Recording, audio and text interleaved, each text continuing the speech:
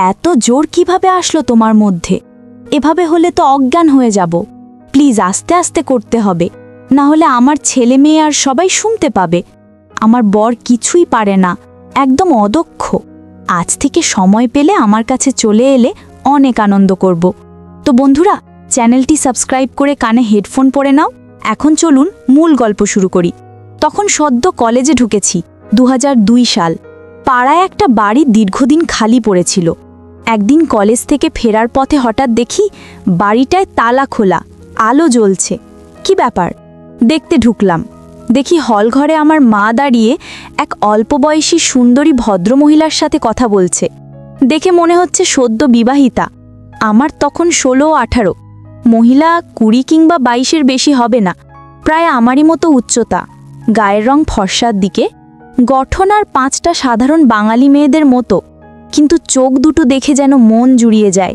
হঠাৎ ভেতরের ঘর থেকে এক ভদ্রলোক বেরিয়ে এলেন, সুপুরুষ চেহারা, 25 কিংবা 26 বয়স হবে।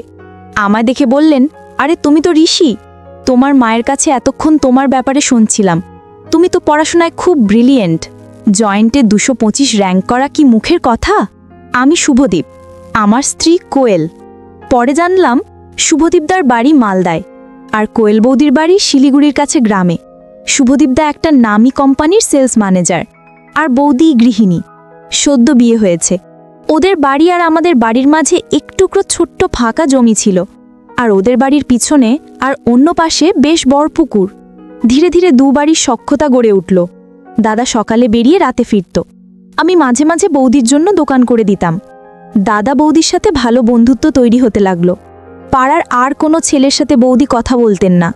সদ্য বিবাহিতা সুন্দরী বৌদি অনেকের ফ্যান্টাসির কারণ হয়ে থাকত, আর আমি হয়ে গেলাম অনেকের হিংসের পাত্র। একদিন শীতের দুপুরে আমি আর ভাই ছাদে ক্রিকেট খেলছি। একটা লুজ বল তুলে মারতেই সোজা উড়ে গেল দাদাদের বাড়ির দেয়ালের ভেতর। আমি মেরেছি, খেলার নিয়ম অনুযায়ী আমাকেই বল কুড়িয়ে আনতে হবে। অনেকক্ষণ বাকবিতণ্ডা করে খালি জমি পেরিয়ে গেলাম। আমি দেয়াল ডিঙিয়ে ঢুকে গেলাম। বল পেয়ে গেলাম হাতের সামনেই। বল তুলেই দেখি একটা বিড়াল প্রায় আমাদের বাড়ি ঢুকে ঘর নোংরা করে যায়। বিড়ালটাকে তাড়া করতেই পালালো।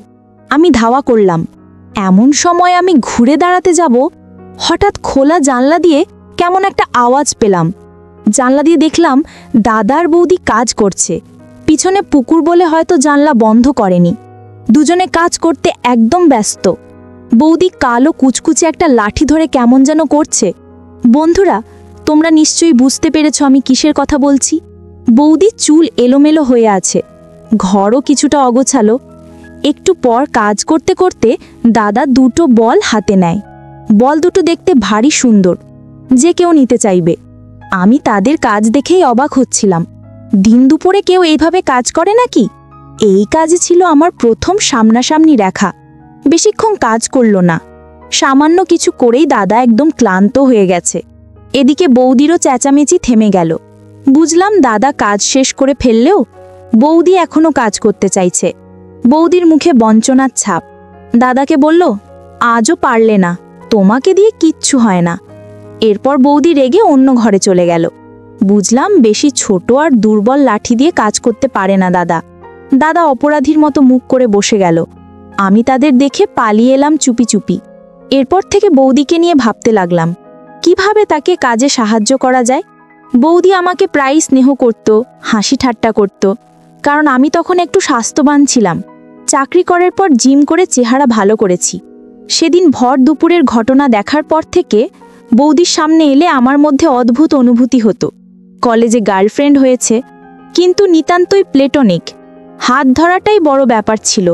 দুজনেরই অপরিণত বুদ্ধি, আর নামি কলেজে পড়তাম বলে ক্লাস ফাঁকি দিয়ে ঘোরার দোষও ছিল না। বাইরে চেনা কেউ দেখে ফেললে বাড়িতে বকুনির ভয়ও ছিল। এর মধ্যে দোল এলো। আমি বেশি রং খেলি না। দোলের দিন সকালে বেল বাজলো। দেখি কোয়েল বৌদি। কি গো কাকিমা, আবির খেলবেন না? মা বলল, আগে রান্না শেষ করি, পুজো দিই, তারপরে তো।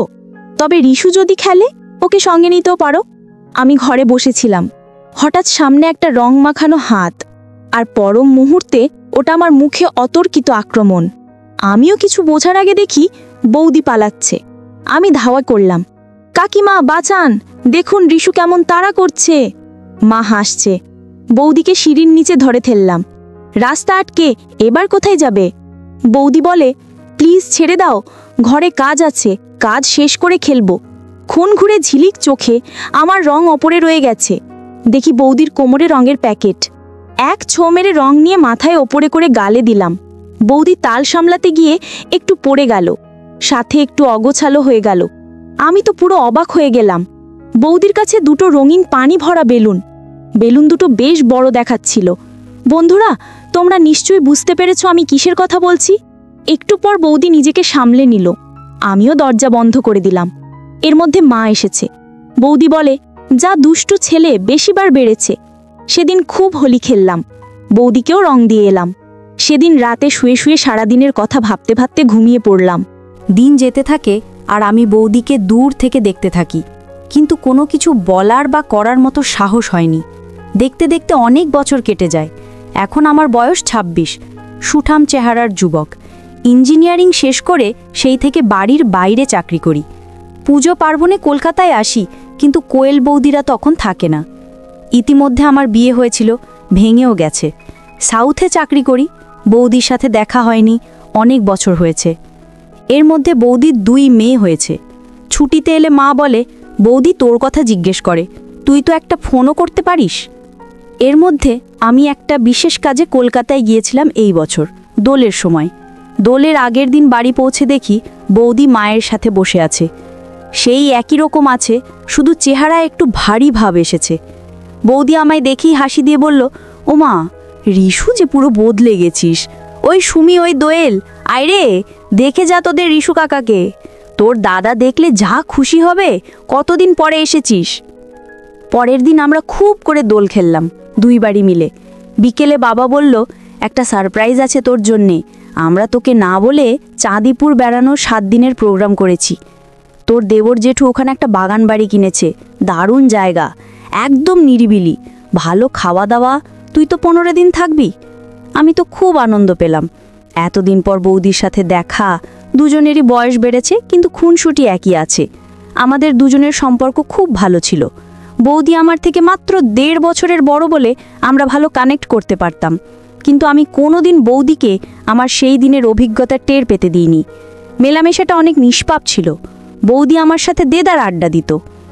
অনেক দিন পর বৌদির সাথে আবার আড্ডা দিতে পারবো, সেটাই অনেক মজা। বৌদির প্রতি একটা আকর্ষণ ছিল, না একটা ভালো লাগা আর একটা অদ্ভুত টান ছিল আমার। সেই বৌদি আজ দক্ষ গৃহিণী, 2 বাচ্চার মা।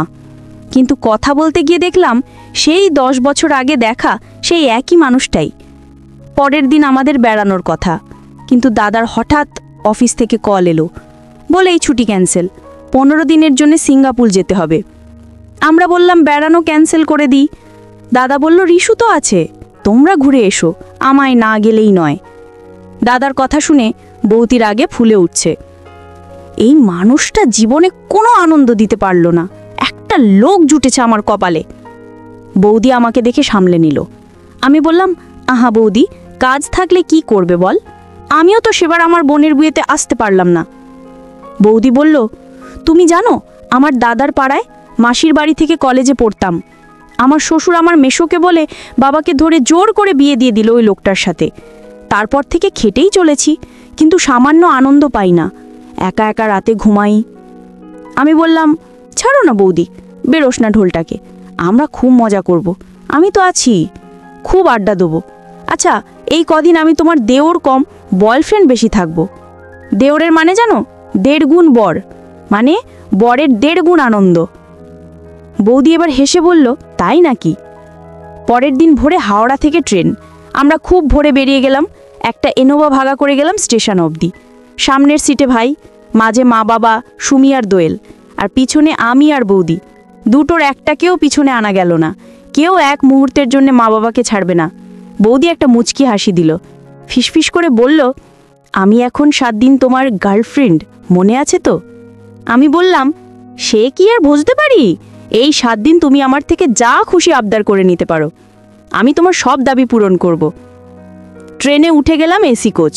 আমাদের সিটগুলো একদম পিছনের দিকে পড়েছে, লাস্ট 2 রো, সামনের 6টা সিট আর পিছনের 2টো। কিন্তু আমরা 7 জন এসেছি, কারণ দাদা আসতে পারেনি। উঠে ট্রেন ছাড়তেই সকলে ঘুমিয়ে পড়ল। অনেক ভোরে উঠে আসতে হয়েছে, তার আগে মা আর বৌদি মিলে খাবার তৈরি করেছে। বাচ্চা দুটো ঘুমিয়ে গেল, উঠেই মা বাবাও ঘুমিয়ে গেল। আমি আর বৌদি টুক করে গল্প করতে লাগলাম। বৌদি বলল, তুমি কিন্তু ঘুমাতে পারবে না, আমার সময় দিতে হবে। আমি বললাম, এই 7 দিন সব সময় তোমার হয়ে থাকবো। বৌদি আমায় বলল, রিশু, বিয়ের পরে আমার একমাত্র বন্ধু ছিলে তুমি। নিজের সব কিছু ছেড়ে এখানে এসে গেলাম, সব কিছু নতুন। তুমি তখন আমার জন্য অনেক করেছো। আমি বললাম, বৌদি, আমি তো শুধু আড্ডা মারতাম আর একটু আর্তক দোকান করে দিতাম, এ আর এমন কি? না গো, তোমার সাথে কথা বলে আমি খুব হালকা হতাম। সব কিছু তোমায় বলতে পারি না, কিন্তু সবার জীবনে একটা ফাঁকা জায়গা থাকে। তোমার বন্ধুত্ব আমার ফাঁকা জায়গাগুলো অনেক ভরে দিয়েছে। এই বছর তোমার সাথে দেখা হয়নি বৌদি, তাও তো কিছুই বদলায়নি, আমরা একই রকম আছি। Thank you Rishu. বৌদি ইমোশনাল হয়ে যাচ্ছে দেখে আমি হাতে চিমটি কেটে দিলাম। বৌদি একটা খুন করা চোখের ঝলক দিল। আমিও হাত ছড়ি ধরে বুকে মারার মতো অভিনয় করে বললাম, তোমার নজর যেন বুকে ছড়ি চালায়। আহা, দাদার কি ভাগ্য, এই নজর প্রতিদিন দেখতে পায়। এই দিক থেকে দেখতে গেলে দাদার থেকে তোমার ভাগ্য বেশি ভালো। দাদার থেকে তুমি বেশি পেয়েছো, এটা কিছু স্পেশাল মানুষের জন্য রিজার্ভ করা। আমি দাদাকে সেই স্পেশাল জায়গাটা দিতে চেয়েছিলাম, কিন্তু ও আমার স্বামী হতে পেরেছে, কিন্তু বন্ধু হতে পারেনি। আমি এখনো অবধি দাদার থেকে কিছু আবদার করিনি। সংসার, বাচ্চা সব কিছু নিয়েই আমার জীবন বয়ে যাচ্ছে, নিজের চাহিদার জায়গাটুকু নেই। আমি বললাম, ছাড়ো না বৌদি, এখন বেড়াতে যাচ্ছ, এসব ভুলে থাকো, তা আমি তো আছি। সে বলল, ছাই আছো, কেমন বয়ফ্রেন্ড তুমি? জীবনে কি প্রেম করনি? জানো না বয়ফ্রেন্ডের সাথে কি কি করতে হয়? মনে মনে বললাম, পরে টের পাবে কেমন আমি। বৌদি বলল, জানো, আমার কলেজ লাইফে একটা বয়ফ্রেন্ড ছিল, সেই হিসাবে তুমি আমার দ্বিতীয় বয়ফ্রেন্ড। আমরা পার্কে ঘুরতে যেতাম, একদিন বাড়িতে এসেছিল, কেউ ছিল না। সেদিন অনেক কিছুই হয়েছিল, কিন্তু মজা তো পাইনি, উল্টে এমন ব্যথা পেয়েছিলাম যে কিছু করার আগেই আমি ওকে তাড়িয়ে দিয়ে অন্য ঘরে চলে গিয়েছিলাম। বৌদির চোখের কোণে জল চিকচিক করে উঠল। খুনছুটি করতে করতে চলে এলাম গন্তব্যে। জেঠুর বাগান বাড়িটা বেশ বড়, খোলাবেলা, বড় জানলা লাগোয়া, পুকুর সামনে, লন, তাতে স্লিপ ঢেকি লাগানো দোলনাও আছে। নিচে রান্নাঘর, খাবার ঘর, বসার ঘর আর একটা বড় বেডরুম, ওপরে 4টে বেডরুম, খুব পরিষ্কার। জেঠু এ বাড়িটা পিকনিক, বিয়ে এইসবের জন্য ভাড়া দেন, আর মাঝে মাঝে নিজে এসে থাকেন। নিজের বেডরুমটায় 6 জনের শোবার ব্যবস্থা, ওপরেরগুলো 2 জন করে। নিজেরটা সুমি আর দোয়েল দখল করে নিল, বলল আমরা দাদু দিদার সাথে থাকবো। ওপরে আমি, ভাই আর বৌদি এক একটা করে রুম নিয়ে নিলাম।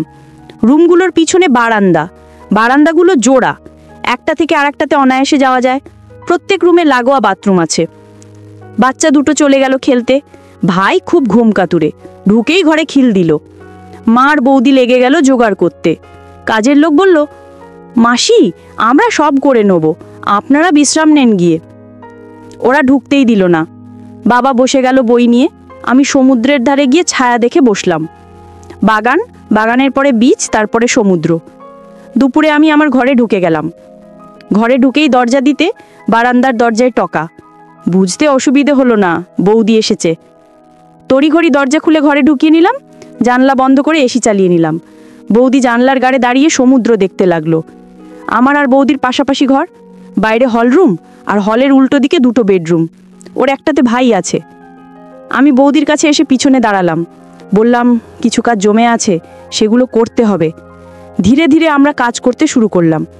বৌদিকে বললাম, চিন্তা করো না, আমি দাদার মতো এত তাড়াতাড়ি ক্লান্ত হই না। আমার কথায় বৌদি খুব খুশি হলো। কাজের সময় অনেক শব্দ হচ্ছিল, কিন্তু তবুও খুব আস্তে আস্তে করছি, যাতে বাইরে কেউ টেরে না পায়। আমরা কাজ চালিয়ে যেতে লাগলাম। 2 ঘন্টা কাজ করার পর অনেকটু এগিয়ে এসেছে, অনেক ক্লান্ত লাগছিল, তাই বিশ্রাম নিয়ে নিলাম। রিশু, এই প্রথম কারো সাথে কাজ করে ভালো লাগছে, সময় পেলে এইভাবে আমাকে সাহায্য করবে তো? বন্ধুরা, আজকের গল্প আমাদের শেখায় পারিবারিক সম্পর্কগুলো অনেকটা কাঁচের মতো, একবার ভেঙে গেলে আর পুরো হয় না। কোনো সম্পর্কের উপর সন্দেহ বা ভুল বোঝাবুঝি তৈরি হলে সঙ্গে সঙ্গে খোলাখুলি কথা বলা উচিত। বৌদি ও দেবরের সম্পর্ক পবিত্র, সম্মান, স্নেহ আর দায়িত্বই এর আসল ভিত্তি। সঠিক সময় আন্তরিক কথোপকথন বাঁচাতে পারে সম্পর্ক। কেউ মান সম্মান, কেউ শ্রদ্ধা, আস্থার আন্তরিকতা থাকলে পরিবার টিকে থাকে। গল্পটা যদি ভালো লেগে থাকে লাইক দিন, কমেন্টে মতামত লিখুন আর অবশ্যই সাবস্ক্রাইব করে পাশে থাকুন। ধন্যবাদ।